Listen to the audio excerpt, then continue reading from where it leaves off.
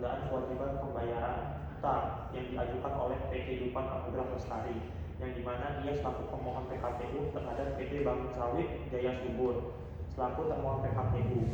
Nah, di pengadilan niaga pada PN Jakarta Pusat. Nah, berdasarkan putusan tertanggal 10 April 2025, Majelis Hakim itu mengabulkan permohonan dari pemohon yang dimana dan menyatakan termohon dalam keadaan PKPU sementara dalam waktunya itu 43 hari.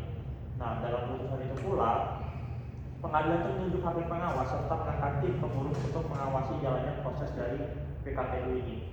Nah, selanjutnya pada tanggal 22 Mei tahun 2025, Majelis Hakim memberikan PKPU wrap up selama 14 hari.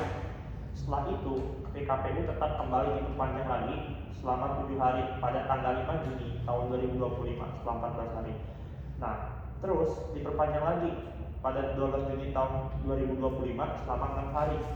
Nah, dengan demikian keseluruhan proses PKPU itu berlangsung selama 70 hari sejak tanggal 10 April 2025 sampai dengan 18 Juni 2025.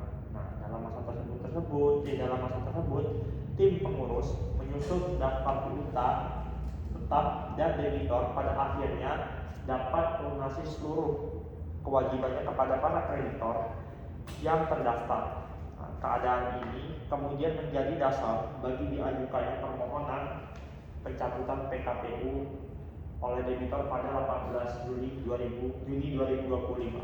Oke. Lanjut ke nomor 2. Selanjutnya untuk pihak pemohon PKPU itu pihak yang bertindak itu sebagai pemohon PKPU dalam perkara ini adalah PT Dupan Anugrah Lestari, yaitu suatu persero terbatas yang berkedudukan di Kabupaten Mojokerto, dan dalam perkara ini diwakili oleh direktur utamanya yaitu Insinyur Yahya Taufik melalui kuasa hukum dan Ikaritma Law Office. Adapun pihak yang menjadi termohon PKPU adalah PT Bangun Sawit Jaya Subur, yang dimana suatu persero terbatas juga yang berkedudukan hukum di Jakarta. Kedudukan pemohon ini juga sebagai kreditor menunjukkan bahwa permohon PKPU diajukan oleh pihak yang merasa memiliki tagihan yang telah jatuh tempo dan dapat ditagih terhadap debitor. Secara hukum, hal ini juga sesuai dengan ketentuan dalam Undang-Undang Nomor 27 Tahun 2004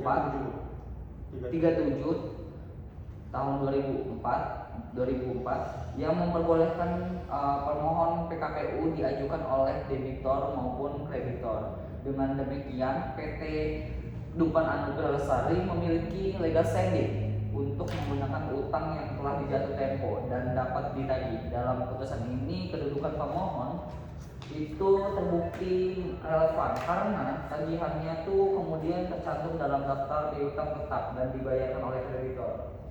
Mungkin itu untuk nomor 2. Selanjutnya nomor 3, alasan permohonan PKPU. Meskipun putusan yang menjadi objek kajian ini tidak menguraikan secara lengkap hubungan hukum awal atau dasar perjanjian yang melahirkan utang antara pemohon dan termohon, isi putusan cukup menunjukkan bahwa terdapat utang yang telah diakui dalam kasus PKPU. Hal ini terlihat dari adanya daftar piutang tetap yang memuat tagihan PT Dupan Anugrah Lestari sebesar Rp257.190.925 serta tagihan dari kreditor lain yakni PT Kazal Guna Mandiri dan KPP Pratama Jakarta Kebayoran Baru 1.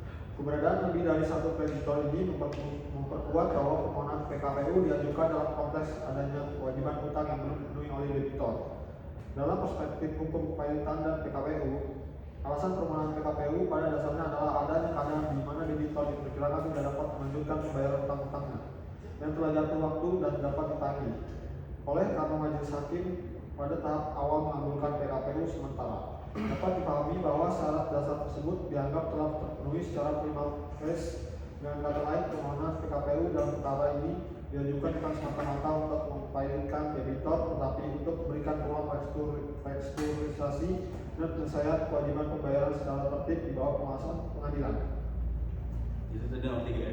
Oke, selanjutnya nomor 4, putusan Majelis Hakim PN tentang permohonan PKPU dan analisis putusannya.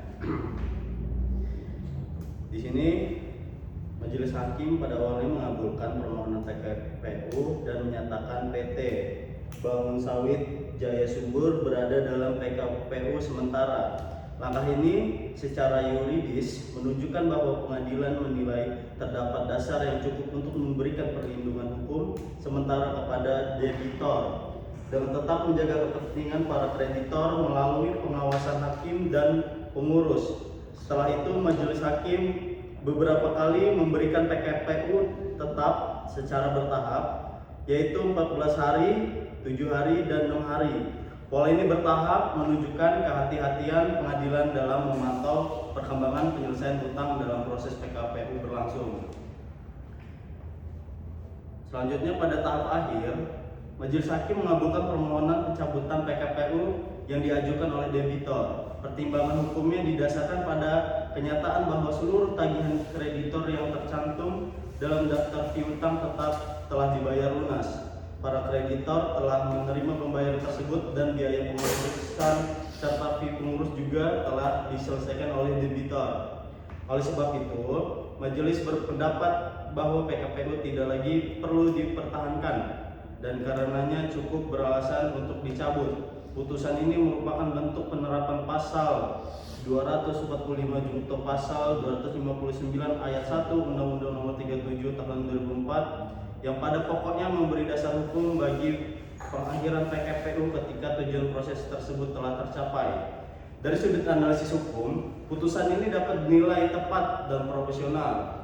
Ketepatan tersebut terletak pada fakta bahwa pengadilan tidak memaksa proses PKPU berlanjut ke arah kepailitan ataupun menunjukkan perdamaian formal apabila kewajiban debitor ternyata telah dipenuhi seluruhnya.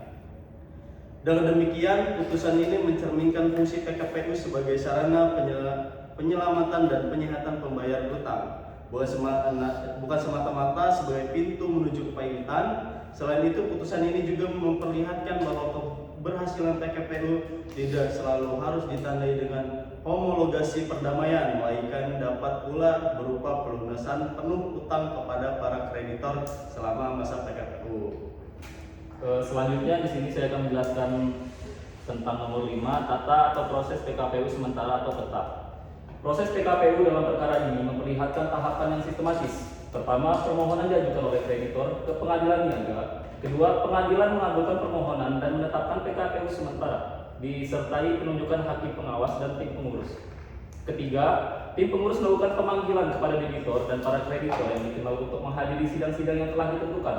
Keempat, dilakukan penyusunan dan penetapan daftar piutang tetap yang menjadi dasar resmi untuk menentukan pihak-pihak kreditor beserta jumlah tagihan yang wajib dibayarkan oleh debitor. Setelah tahap tersebut, pengadilan memberikan PKPU tetap secara bertahap agar debitor memperoleh kesempatan lebih lanjut untuk menyelesaikan kewajibannya. Selama masa itu, debitor ternyata mampu membayar seluruh utang kepada para kreditor yang tercatat dalam daftar piutang tetap, termasuk menyelesaikan fee, pengurus dan biaya kepengurusan. Setelah kewajiban tersebut dipenuhi, debitor mengajukan permohonan pencabutan PKPU dan pengadilan mengabulkannya. Dari proses ini terlihat bahwa PKPU sementara berfungsi sebagai tahap perlindungan awal, sedangkan PKPU tetap berfungsi sebagai tahap lanjutan untuk memungkinkan penyelesaian utangan secara konkret. Dalam perkara Akuo, kedua tahap tersebut berjalan efektif karena pada akhirnya menghasilkan pelunasan utang dan pengakhiran PKPU secara sah. Terima kasih.